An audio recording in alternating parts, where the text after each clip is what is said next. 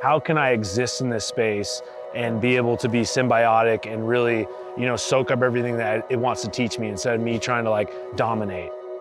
Because really, Mother Nature wins every time. And that's what survival is all about, making your situation better today than it was yesterday. And I think I really look into like the indigenous people in that area, like how have they been surviving and existing in this space for so many years.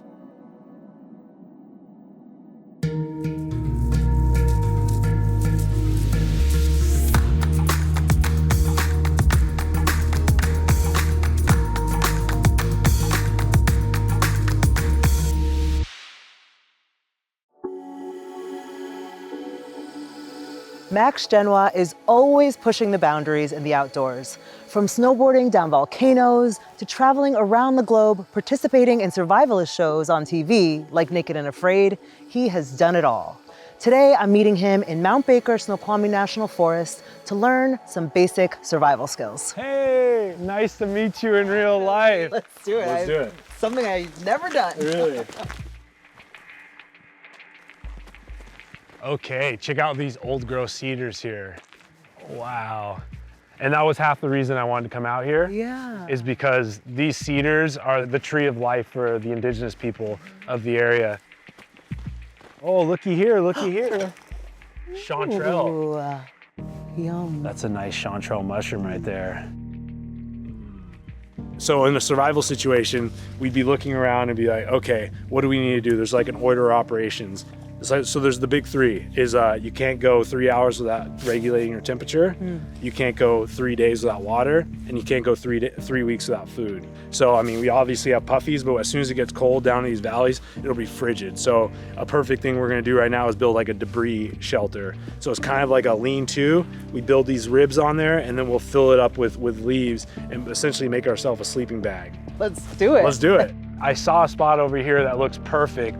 Use these beautiful leaves for cover. Like if you even just look right here, this is wet and this is completely dry, right? So we need to find a nice ridge pole. It looks like some good down trees here. Boom. Thank you. Yeah, and then there's actually a good amount of debris here already.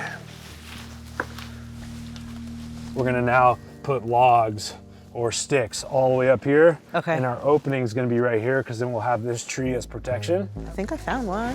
Nice. Yeah.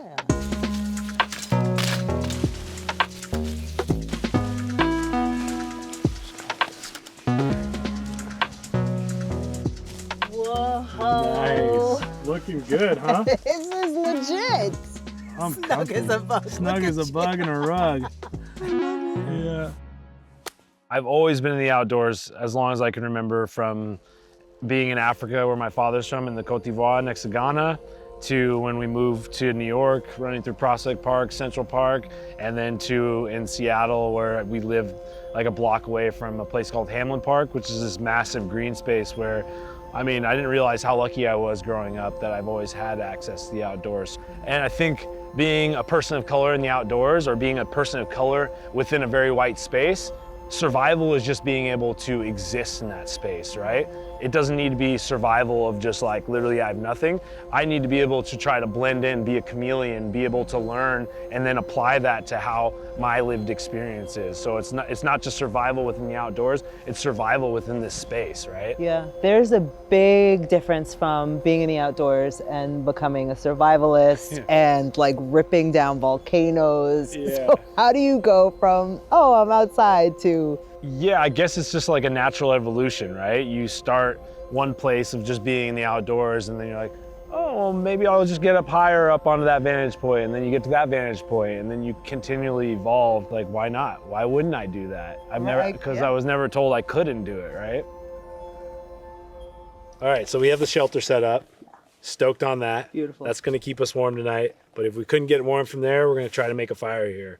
And all that we have here, I foraged in the area, but it's relatively easy to make an ember. But after you make an ember, you have to now bring it to fire. So we have a spindle, we have our bow, we have our hearth board, we have our baseboard right here, and we're gonna try to get our ember into this little bit and then bring this to fire. But once we bring that to fire, we're gonna need subsequent larger and larger pieces. Got it. And then the final bit, they call it a feather stick. essentially, you're just gonna feather these little pieces out because this stuff burns really, really easily. Even though like the San people and the Hadza like are the people that created the entire survival canon that we live to this day, like friction fire, hand drill was created by Black people, Africans, and we have used that, be able to harness fire to be able to be where we're at now. So then here's the bow. Okay. That's why it's called a bow drill, because essentially you're putting the stick into a bow. There we go. And so in the beginning here, it's all about just getting yourself a nice pilot hole. Keep breathing. Apply a little more pressure, try to get a little more speed here. Okay, come on. Oh, I see a little ember right there. Come on. Got it. You see that little ember right there? Oh, wow.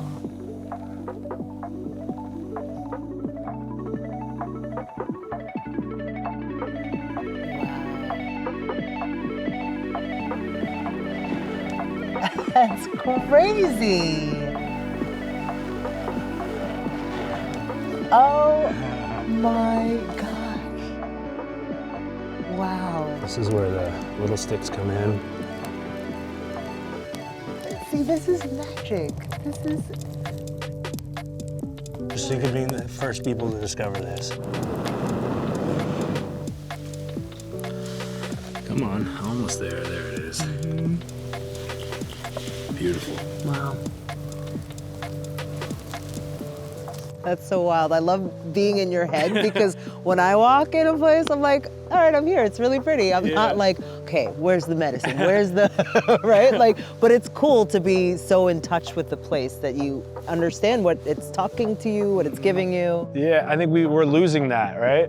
I think we're so stuck to our phones in the modern age of like comfort and being able to have everything at your fingertips that we've become so disconnected to our natural space. And I think that's why we're in this global warming crisis where we've just pillaged everything around us, and now we're seeing the ramifications of that. All right, well, we got L&T, so we gotta like tear this down before we get out of here because we're actually not sleeping here tonight. I'm gonna pour some water on the fire so we don't step on it. Sweet. Put some dirt over the top of it. Okay. It's all about leaving no trace.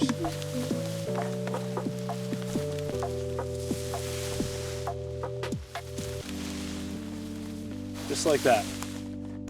That was so great. I feel like a whole new woman.